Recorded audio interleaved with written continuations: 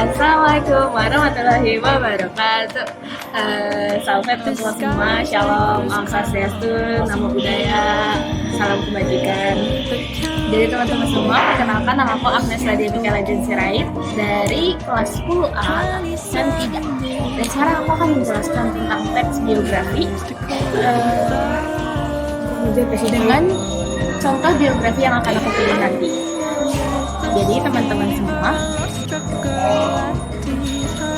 yang tokoh yang aku pilih untuk biografi aku adalah Maria Walanda Maramis. Itu adalah tokoh pahlawan wanita yang menjunjung lebih mengedepankan akan empati kepada manusia. Jadi pertama-tama aku akan menjelaskan seluruh tentang teks biografi atau materi. Yang pertama adalah pengertian dari teks biografi. Teks biografi adalah teks yang berisikan kisah hidup seseorang yang ditulis oleh orang lain berdasarkan fakta, data yang nyata. Biografi biasanya menceritakan perjalanan hidup tokoh sejak lahir, biasanya masa pendidikan mereka, perjuangan, hingga pencapaian atau jasa-jasanya.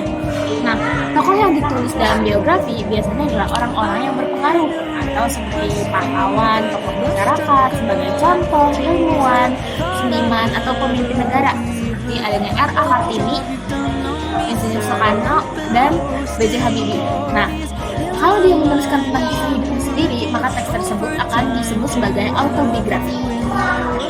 Nah, tujuan dari teks biografi adalah memberikan informasi tentang kehidupan seorang tokoh, menginspirasikan pembaca melalui perjuangan dan prestasi tokoh, memberikan teladan yang bisa dicontoh dan mendokumentasikan sejarah kehidupan seseorang, sehingga kita juga bisa dapat menceritakan kembali kehidupan mereka pada saat itu dan bisa memberikan contoh kepada mereka bahwa kita tetap melakukan ini dan tidak melakukan hal yang tidak benar.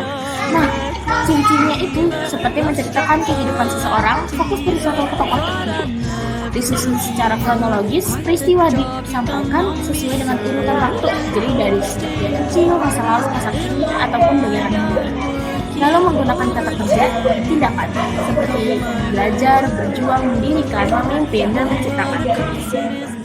Lalu menggunakan kata hubung, seperti kemudian, setelah, pada waktu, atau pada tahun tersebut. Nah, selanjutnya itu yang menggunakan sudut pandang orang ketiga yang menuliskannya. Jadi kayak tokoh tersebut kita sebut ia, dia, ataupun menyebut nama tokohnya. Nah, selanjutnya ada struktur. Struktur itu terbagi menjadi 3, yaitu orientasi, peristiwa penting, dan juga reorientasi. Orientasi ini mencakup nama lengkap tokoh, tempat dan tanggal lahir, latar belakang keluarganya, dan gambaran umum tentang tokoh. Jadi orientasi itu sebagai pembukanya gitu, seperti data-data dari tokoh tersebut apa aja. Nah, kedua itu ada peristiwa penting. Peristiwa penting ini masa kecil dan pendidikan, perjuangan hidup, tantangan atau masalah yang dihadapi, prestasi dan pencapaian. Peristiwa penting ini lebih mencakup di mana orang itu tuh bisa jadi dikenal atau bisa menjadi patut untuk menjadi contohnya. Jadi menceritakan tentang part-part bagian ataupun bagian yang penting untuk dijelaskan, sehingga kenapa sih seseorang ini tuh bisa disebut sebagai pahlawan, sebagai contoh, ataupun bisa memberikan pelajaran bagi kehidupan anak-anak muda sekarang. Nah, terus ada reorientasi. Reorientasi itu isinya ada kesimpulan tentang kehidupan tokoh, nilai-nilai yang bisa diteladani, dan komentar atau pandangan penulis terhadap tokoh. Nah, ini tuh sudah masuk kepada subjektif berarti, karena ada pandangan penulis terhadap tokoh, dan kita ini nilai-nilai yang diteladani itu diambil dari sudut pandang kita. Kesimpulannya itu tuh kayak menceritakan seluruh kisah yang dari awal di latar belakangnya dan akhirnya kenapa dia bisa ini dan mengapa dia bisa menjadi contoh. Lalu ada kaidah kebahasaan. Itu tuh menggunakan kata kerja aktif seperti mendirikan, memperjuangkan, dan menulis. Lalu ada menggunakan kata sifat yang menggambarkan tokoh seperti gigih, cerdas, dan berani. Lalu menggunakan kata keterangan waktu seperti pada tahun 1945 atau ketika masih kecil. Lalu menggunakan kalimat yang bersifat informatif dan objektif, karena tentu saja ini kehidupan orang, jadi tidak boleh diubah-ubah atau dibuat-buat. Nah, teks biografi adalah teks yang menceritakan perjalanan hidup seseorang nih berdasarkan fakta yang didapatkan dengan tujuan memberikan informasi dan inspirasi kepada pembaca. Struktur teks biografi berdiri dari orientasi, rangkaian peristiwa, dan reorientasi. Ciri-cirinya antara lain ada sebagai fakta dan disusun secara kronologis dan menggunakan sudut pandang orang ketiga. Itulah seluruh materi yang ada di biografi. Maka kita akan lanjut ke biografi tentang tokoh yang aku pilih. Nah, tokoh yang saya pilih itu adalah Maria Walanda Maramis. Dia adalah salah satu tokoh emansipasi perempuan Indonesia yang berasal dari Minahasa atau Sulawesi Utara. Ia lahir pada tanggal 1 Desember 1872 di Kemal, Minahasa, dan dikenal sebagai pelopor pendidikan serta perjuangan hak-hak perempuan di Indonesia, khususnya di daerah Sulawesi Utara. Atas jasa-jasanya, ia kemudian dianugerahi gelar pahlawan nasional oleh pemerintah Indonesia. Dilakukan dari Maria Walanda Maramis. Maria Walanda Maramis lahir di keluarga yang cukup terpandang. Ayahnya bernama Frederick Maramis dan ibunya bernama Johanna Tumbuhan. Sejak kecil, Maria sudah merasakan kehilangan karena ayahnya meninggal dunia ketika ia masih kecil. Hal ini membuat kehidupan keluarganya berubah. Meski begitu, ibunya tetap berusaha memberikan pendidikan yang baik untuk Maria. Pada masa itu, pendidikan bagi perempuan masih sangat amat terbatas. Perempuan dianggap hanya perlu mengurus rumah tangga dan tidak perlu mendapatkan pendidikan yang tinggi. Namun, Maria memiliki kesempatan untuk mengenyam pendidikan di sekolah dasar berbahasa Belanda, yaitu Eruposche Lagerbodo. I don't know how to spell, but that's how I say it. And dari sinilah wawasan itu dimulai terbuka dan ia menyadari bahwa pentingnya pendidikan, terutama bagi kaum perempuan. Pada akhir abad ke-19 hingga awal abad ke-20, perempuan di Indonesia termasuk di Minahasa umumnya belum memiliki kesempatan yang sama seperti laki-laki. Mereka jarang mendapatkan pendidikan formal dan lebih banyak diarahkan untuk menjadi ibu rumah tangga tanpa bekal pengetahuan yang cukup. Nah, Maria melihat kesempatan atau kenyataan ini sebagai sebuah ketidakadilan. Ia percaya bahwa perempuan memiliki peran penting dalam keluarga dan masyarakat. Menurutnya, jika perempuan mendapatkan pendidikan yang baik, maka ia atau mereka dapat mendidik anak-anaknya dengan lebih baik pula. Dengan begitu, kualitas generasi bangsa juga akan meningkat. Selain itu, memperjuangkan pendidikan, Maria Walanda Maramis juga memperjuangkan hak politik sebagai perempuan pada masa penjajahan Belanda. Nah, selain memperjuangkan pendidikan, Maria Walanda Maramis juga memperjuangkan hak politik bagi perempuan. Pada masa penjajahan Belanda, hak perempuan dalam pemerintahan sangat amat terbatas.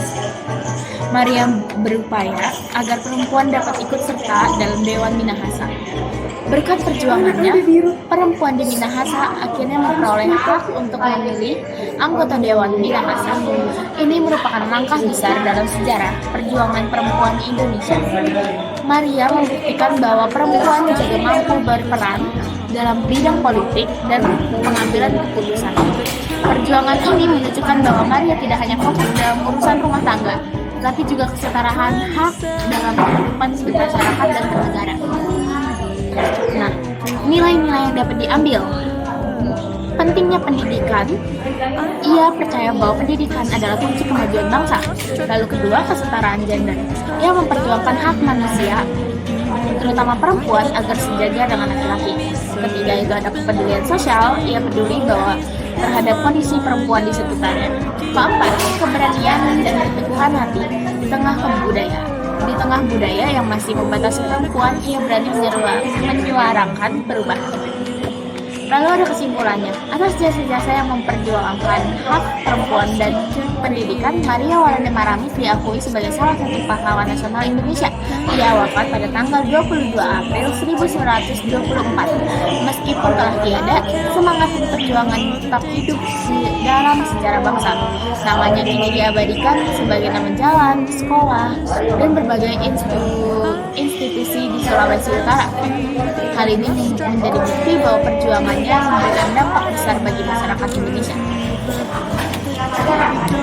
Maria Walanda Maramis itu adalah sosok perempuan hebat yang berani memperjuangkan pendidikan dan hak perempuan pada masa penjajahan melalui organisasi PIKP. Ia membuktikan bahwa perempuan memiliki peran penting dalam membangun keluarga dan bangsa. Sebagai pelajar, kita dapat meneladani semangatnya dalam belajar, berani menyuarakan kebenaran dan peduli terhadap sesama. Perjuangan Maria mengajarkan kita bahwa perubahan besar bisa dimulai dari langkah kecil asalkan dilakukan dengan tekad dan ketulusan. Itulah materi dari aku. Terima kasih sudah mendengarkan. Aku harap kalian dapat paham dengan teks biografi ini. Jadi aku akan menjelaskan ulang lagi. Orientasinya itu berada di saat menjelaskan Maria Walanda Maramis tersebut seperti salah satu tokoh emansipasi perempuan Indonesia, berasal dari tanggal berapa, tahun berapa, sampai ke Maria Walanda Maramis ini tumbuh atau lahir di keluarga yang cukup terpandang. Itu termasuk ke dalam orientasi. Lalu pada akhir abad ke-19 hingga awal abad 20 sampai selanjutnya sampai ke perjuangan ini menunjukkan bahwa Maria tidak hanya fokus dalam urusan rumah yang kayak dia mendapatkan sekolah, mengikuti sampai berupaya agar wanita bisa dapat ikut serta dalam Dewan Minahasa. Itu masuk ke dalam peristiwa pentingnya. Lalu dari pentingnya ke pendidikan, kesetaraan gender, kepedulian sosial, keberanian, dan keteguhan hati sampai yang terakhir aku bacakan tadi, itu masuk ke dalam reorientasi karena sudah dalam akhir cerita dan itu sudah berbentuk sebagai subjektif atau pembacanya. Nah, itu aja dari aku. Terima kasih karena sudah mendengarkan. See you kapan-kapan. Assalamualaikum warahmatullahi wabarakatuh. Terima kasih teman-teman. Dadah.